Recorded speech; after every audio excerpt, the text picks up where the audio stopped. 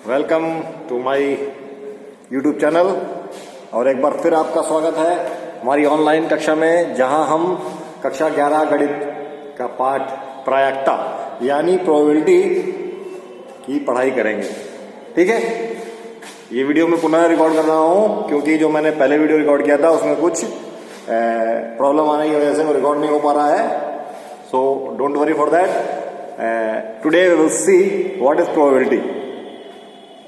हालांकि प्रोबेबिलिटी हम पहले भी पढ़ चुके हैं, कक्षा 9-10 में हम प्रोबेबिलिटी पढ़ चुके हैं।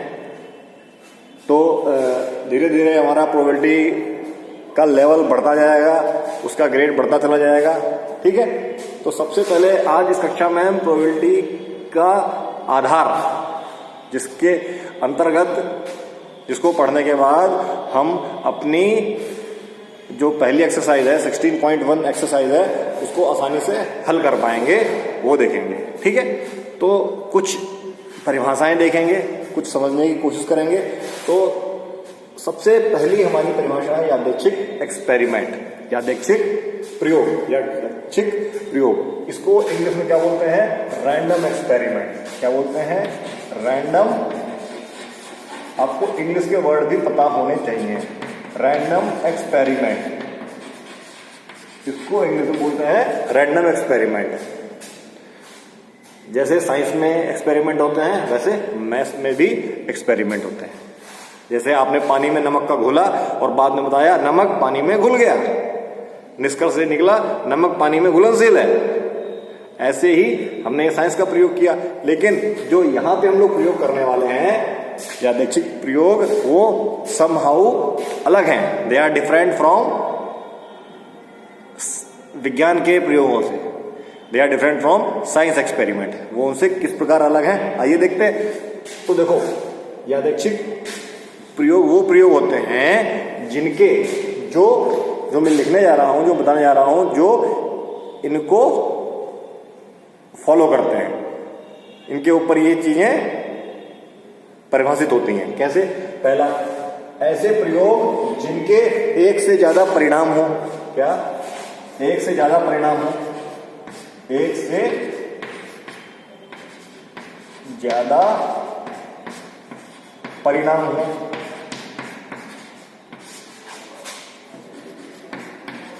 यादृच्छिक प्रयोग ऐसे प्रयोग होते हैं जिनके परिणाम एक से ज्यादा हो। ठीक। दूसरा क्या? सभी परिणाम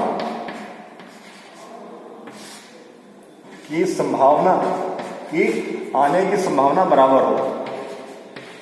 आने की संभावना बराबर हो। ठीक है,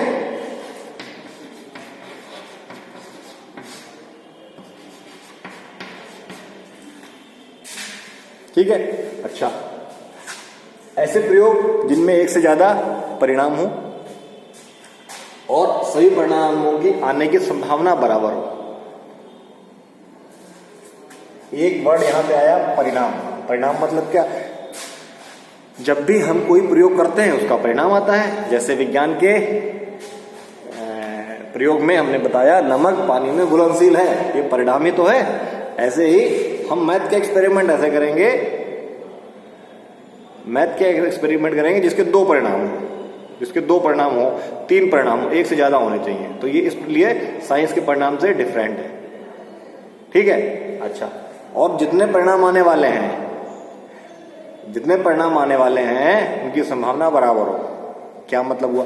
मतलब ये हुआ, परिणाम जब भी हम कोई क्रिया करते हैं जो उसका निष्कर्ष निकलता है उसको परिणाम बोलते हैं। ठीक, मतलब किसी घटना को घटित होने के बाद क्या परिणाम निकला, क्या निष्कर्ष निकला, दैट इज परिणाम।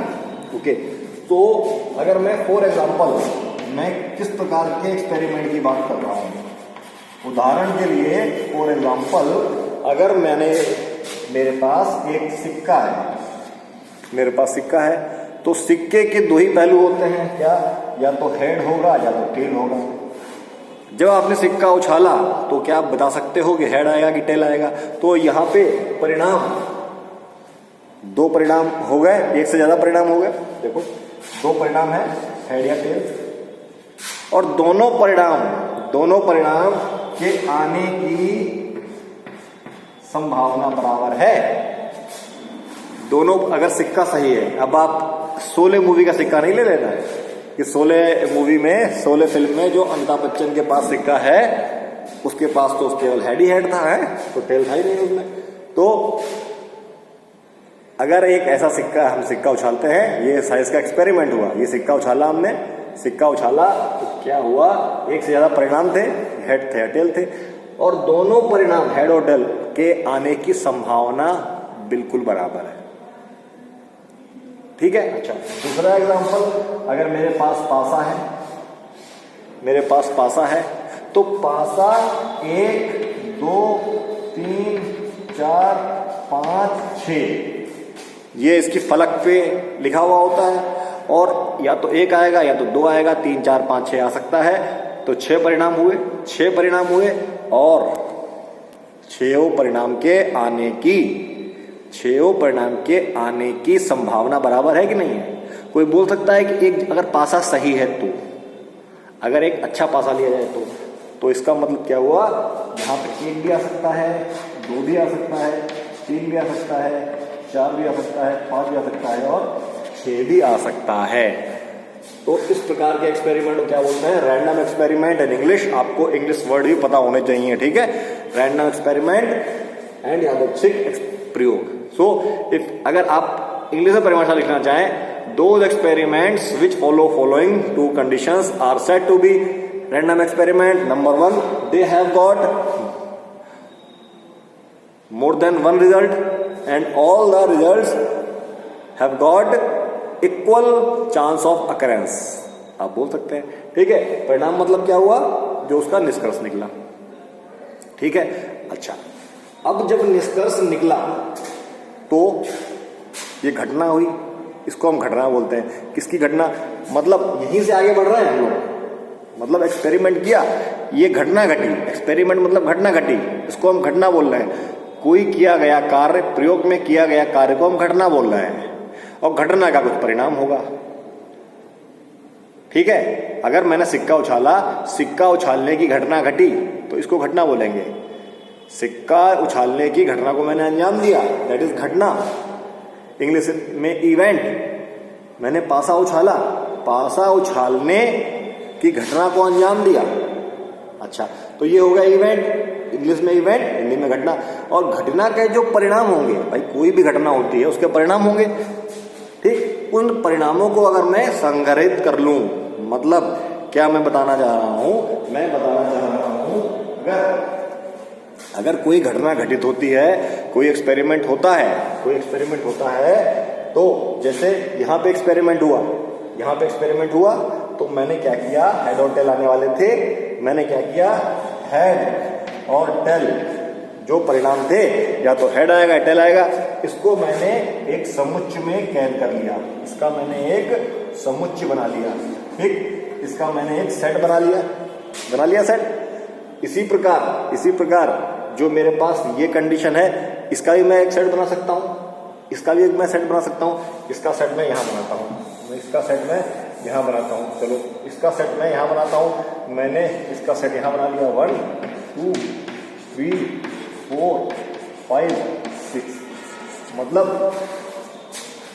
जो मैंने प्रयोग किए थे उसके घटना के मैंने सेट बना लिए, तो यहाँ पे एक नई परिभाषा को बल मिला, किसी घटना के परिणामों का मैंने सेट बनाया।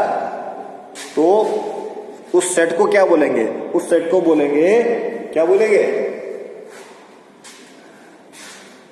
Sample space, in English sample space. Hindi मुझे देखनी पड़ेगी, पहले मैं लिख देता हूं, सैंपल स्पेस, और हिंदी में क्या बोलेंगे, प्रतिदर्श समष्टि,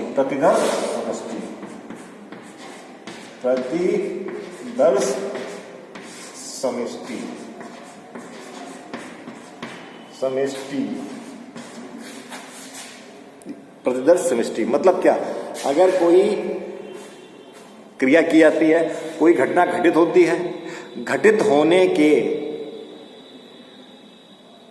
परिणाम की अगर मैं समुच्चय बना लूं, जैसे सिक्का उछाला, उसका मैंने एक परिणाम थे, उसका एक अवयव बना, एक समुच्चय बना लिया है।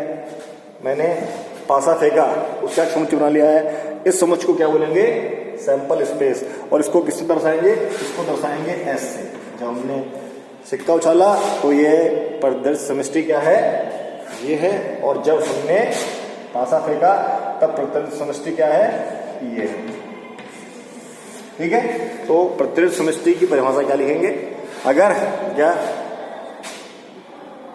किसी घटना के परिणामों के द्वारा बनाया गया समुच्चय प्रतिदर्श समष्टि कहलाता है।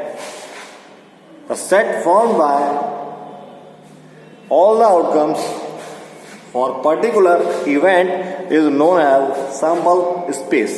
ठीक है, आपको परिभाषा लिखना आना चाहिए, बना के याद नहीं करना है, समझ के लिखना आना चाहिए। कोई भी प्रक्रिया करते हैं उसके जो परिणाम हैं, आउटकम्स हैं, उनका अगर मैं सेट बना लेता हूं तो वो क्या हो जाएगा, सैंपल स्पेस। ठीक है, तो जो ये सैंपल स्पेस है मैंने आपको बता दिया, यही सैंपल स्पेस पे आधारित हमारी एक्सरसाइज क्या है, 16.1। हमको सभी प्रश्न में सैंपल स्पेस ही बनाना आना चाहिए। ठीक है, तो इस वीडियो में इतना ही, मिलते हैं नेक्स्ट वीडियो में। ये वीडियो एक्चुअल में पहला वीडियो होना चाहिए था। ठीक है, तो आप अगर सॉरी फॉर दैट, वो वीडियो किसी कारणवश अपलोड नहीं हो पाया, तो आप इस वीडियो को देखें, तो आपको समझ में आएगा प्रतिदर्श समष्टि क्या होती है। प्रतिदर्श समष्टि क्या होती है, तो यहां से आप कोई भी क्रिया करेंगे, उसके जो परिणाम हैं उस परिणाम का एक समुच्चय अगर बना लेते हैं तो उसको हम बोलेंगे प्रतिदर्श समष्टि। इसी के ऊपर हमारी अगली कक्षा होने वाली है। तो आशा करता हूं ये वीडियो आपको अच्छा लगा, ये क्लास आपको अच्छी लगी है, और अच्छी लगी है तो आप ऐसे ही पढ़ते रहें और अपने आप को आगे बढ़ाते रहें। तो मिलते हैं नेक्स्ट क्लास में।